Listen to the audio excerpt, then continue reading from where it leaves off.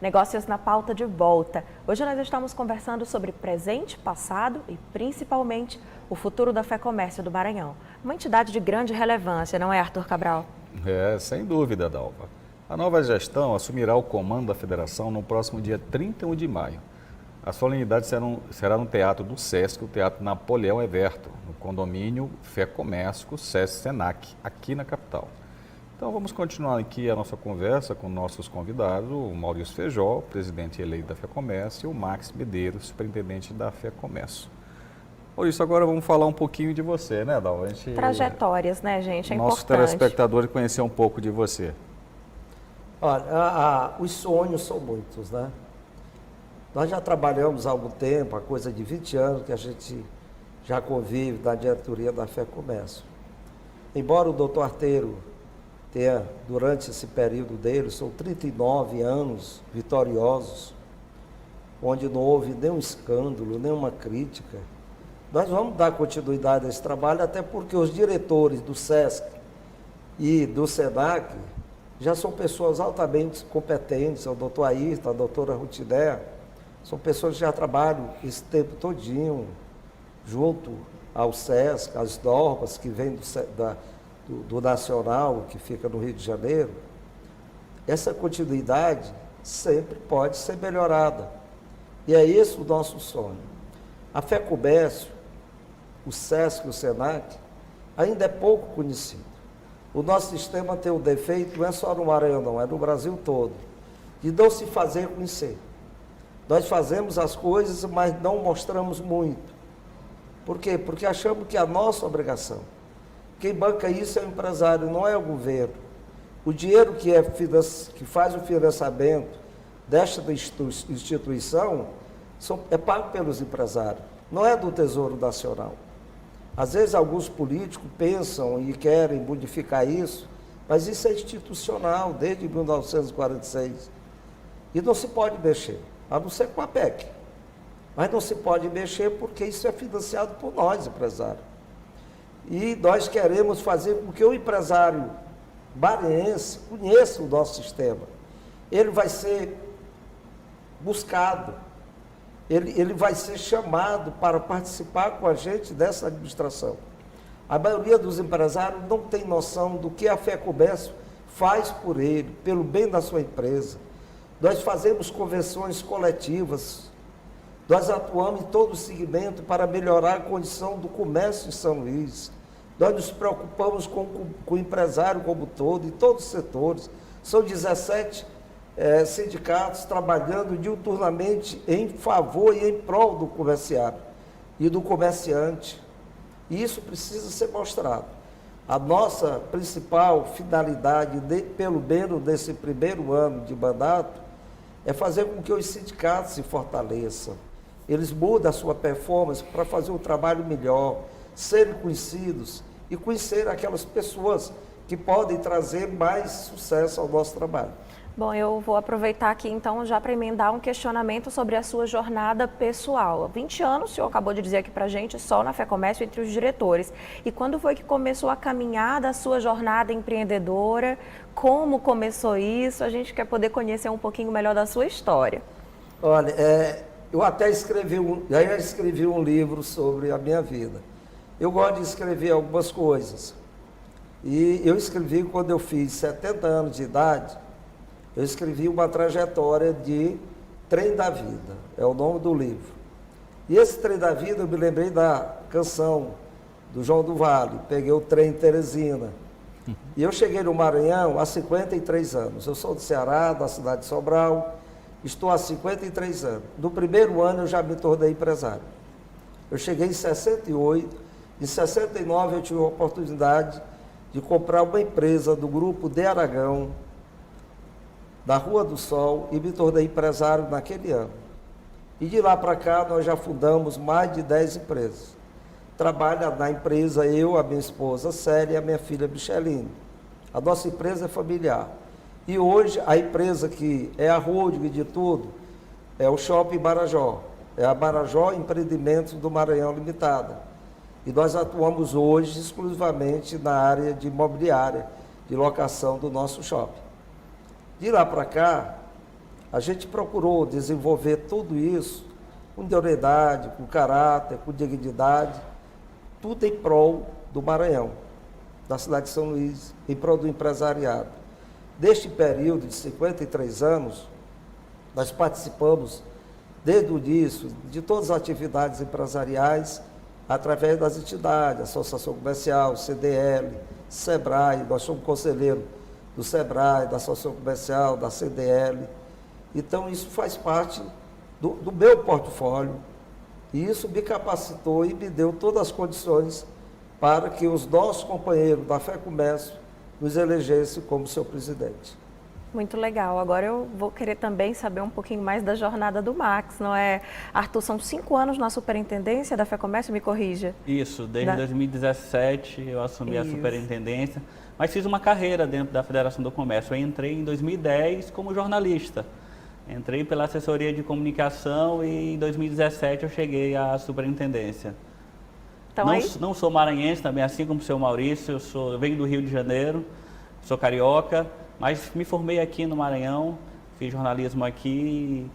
Depois de uma rápida passagem pelo setor público, eu trabalhei em algumas secretarias públicas, mas logo cheguei à Federação do Comércio para coordenar a assessoria de comunicação, fui assessor, coordenador, e depois de 7 anos lá, eu assumi a superintendência onde estou até hoje. Tá vendo, Dalva? Interessante. Os jornalistas aí... Os jornalistas têm um olhar muito específico para várias questões. Eu aposto que o Max entendeu que ali havia necessidade de se gerar dados confiáveis, né? A assessoria de comunicação dentro de qualquer empresa, ela é central, ela é transversal. Ela tem que passar por todos os setores. Acaba mexendo muito com informações. Esse seja o diferencial do jornalista, poder estar em todos os setores, conhecer toda a rotina da entidade. Por isso a gente tem muitos jornalistas de destaque hoje aqui na economia maranhense, né? É interessante, né? Eu observo de longe, assim, a FEComércio, apesar de ser empresário da área de comércio, eu tenho que me filiar, né?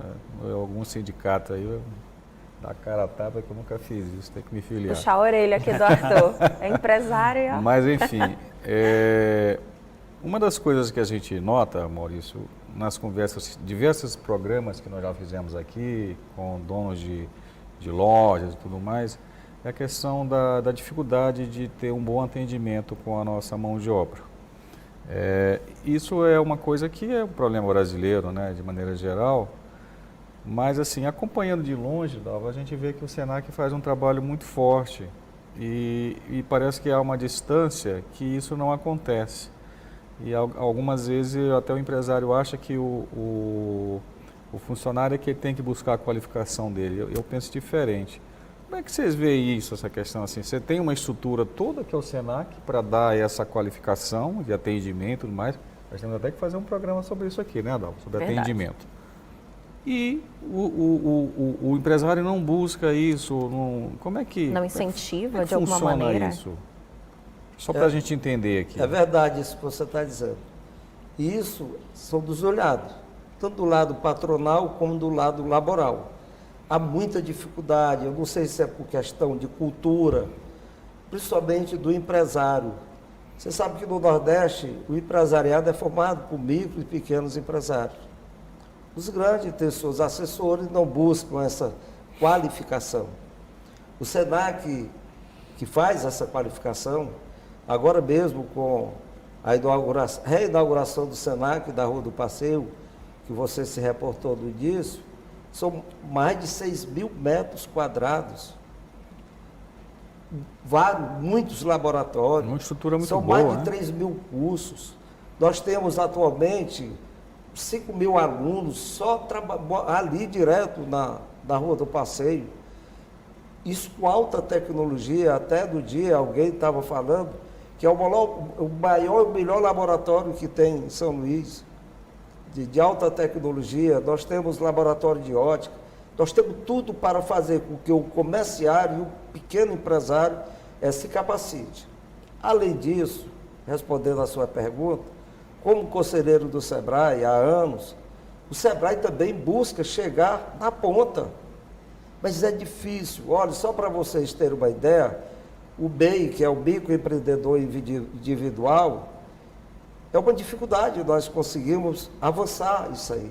Era para todo profissional, em vez dele ficar fora do mercado, ele seria uma pessoa jurídica. Na hora que ele se inscreve no MEI, ele é uma pessoa jurídica, poder dar nota fiscal e atender qualquer empresa.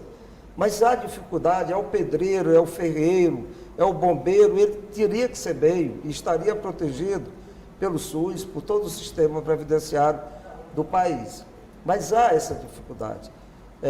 Outro dia nós estávamos em reunião no Senac com o doutor Ayrton, que é o diretor regional, falando exatamente sobre isso. Tem esse feedback. Nós precisamos, além de capacitar, fiscalizar, tem que ver o retorno disso. Não é fácil, porque, como você mesmo comentou, há muita dificuldade do empresário em busca de conhecimento. Por isso que a maioria das empresas, elas falecem antes do tempo, não duram muito. Por quê? Porque eles não se capacitam. O brasileiro é empreendedor nato, mas coitado, é empreendedor sem se capacitar. E aí se perde, com 1 ano, 2 anos, a microempresa vai à falência. E é isso que a gente precisa, é fazer com que o empresariado acorde, busque o Senac, busque o SESC, busque a FEComércio. Vocês comentaram aí agora, o trabalho que a FEComércio, através do nosso superintendente, dos nossos economistas que temos lá, nós damos tudo isso na palma da mão para que os empresários tomem conhecimento das pesquisas, se preparem para uma data especial, do Natal, do Dia das Mães. Nós estamos dando tudo isso para eles, mas poucos ainda absorvem e querem isso como uma ferramenta para desenvolver as suas vendas. Aí vamos lá, vamos imaginar que o presidente chamou aqui o superintendente e disse: vamos resolver esse problema no primeiro ano de gestão. Desafio dado, Max, como? O problema é macro, Dalva. Imagine você que a gente tem todas as ferramentas para a qualificação dessa mão de obra, só que o mercado de trabalho formal no Maranhão ainda é muito incipiente. Imagine você que no Maranhão o comércio responde por 150 mil postos de trabalho formais, 50 mil na capital. Então, é um universo muito pequeno. A gente precisa adensar as cadeias produtivas do Maranhão, a gente precisa trazer a indústria para cá. Não adianta a gente só ter a ponta, o comércio, importando tudo que é mercadoria para comercializar aqui. A gente precisa fazer circular a economia dentro do Maranhão. Então, esse é um dos desafios que o seu Maurício colocou para a gente, e conjuntamente com outras entidades empresariais, como a FIEMA, o SEBRAE, a CDL, a FCDL, a Associação Comercial. A gente tem um grupo de trabalho chamado Pensar o Maranhão. Isso. A gente está discutindo como adensar essas cadeias produtivas, como a gente pode transformar esse Maranhão a partir do ponto de vista da economia. Somente assim a gente vai alargar esse mercado de trabalho formal e essa mão de obra qualificada vai ter a oportunidade de entrar e ampliar cada vez mais essa cadeia produtiva. Me parece, assim, eu tive recentemente em Barreirinhas, durante um dia de semana, fui visitar um amigo que mora lá e eu fiquei impressionado com a segunda-feira lá. A segunda-feira é o dia do mercado do comércio. Então a cidade, ela fervilha. Então me parece que o grande desafio talvez não seja nem das entidades de classe de comércio, mas do próprio governo, que é de formalizar a economia, né? Nós temos uma economia no interior do estado que é altamente informal. Às vezes até as estatísticas oficiais, elas não mostram a verdadeira realidade, que mostra um interior muito pobre, mas é um interior formal, né? Imagine você... Mas o interior informal é relativamente rico. Imagine você, Arthur, Barreirinhas, por exemplo, que você citou, é um município que não tem sindicato empresarial do comércio. Então eles são dependentes de nós, para, por exemplo, traçar as regras trabalhistas que vão reger o comércio de Barreirinhas. Por que os empresários locais não se reúnem em torno de uma entidade sindical para que eles possam, unidos, discutir a sua própria realidade? Exato. Discutir quais são os horários apropriados do comércio, qual é o salário base do comércio, que feriados são interessantes para esses empresários. Eu acho que a dificuldade lá é convencer o próprio empresário a se formalizar. Exatamente, isso é a realidade de vários municípios. A gente tem diversos municípios que não têm sindicatos empresariais e que são dependentes da Federação do Comércio para que negocie essas regras. E isso gera uma homogeneização de todo o processo que, de repente, não atende às peculiaridades de um empresário lá de Pinheiro, por exemplo. Exato. Pinheiro é outro município grande, com um comércio bastante forte, que também não tem sindicato empresarial, porque os empresários não conseguiram ainda se mobilizar para criar essa atividade. Esse é outro desafio que o seu Maurício trouxe para por essa nova gestão, para que a gente incentive a formação de novos sindicatos, para que a gente incentive essa cultura do associativismo junto aos empresários maranhenses. Isso é fundamental para que a gente tenha essa formalização de toda a economia também. Não é só governo, depende também do setor produtivo se unir e se formalizar. É verdade. Aproveitando Claro. o que o Max acabou de dizer, nós temos como exemplo a região Tocantina. Os sindicatos de Imperatriz são altamente fortes, são atuantes e eles mudam o panorama da cidade. O progresso de Imperatriz está dependendo tanto desse sindicato. Essa obra do SESC, que nós hoje assinamos o contrato de construção, é obra de 35 milhões. Levada, é um sonho, uma exigência dele, a nossa FEComércio. Eles queriam já ter o SENAC, mas eles queriam o SESC lá. E do jeito que foi o SESC para lá, vou indústria, a soja, a Suzano, todas aquelas indústrias da região Tocantina, é comandada por esses sindicatos que são muito unidos e fortes. Para você ter uma ideia, agora um dos nossos diretores e presidente do sindicato, ele ganhou a eleição para a presidência da Associação Comercial e Industrial de Imperatriz. Isso a gente fica muito encantado o quanto eles são vaidosos e barristas pela sua cidade, pela sua região. Isso que o Marcos está dizendo é um reconhecimento que Imperatriz tem do poder, da força do sistema FEComércio, que as outras cidades, os outros empresários de outras cidades devem nos procurar e se credenciarem, se filiarem aos seus sindicatos. Olha, muito interessante, um grande exemplo, sem dúvidas. Acho que a gente pode falar mais sobre isso no próximo bloco, não é, Arthur? Okay. Para já encaminhar aqui para o finzinho. Bom, nós vamos a mais um rápido intervalo, então. Nós voltamos em instantes com mais FEComércio aqui no Negócios na Pauta. Até já!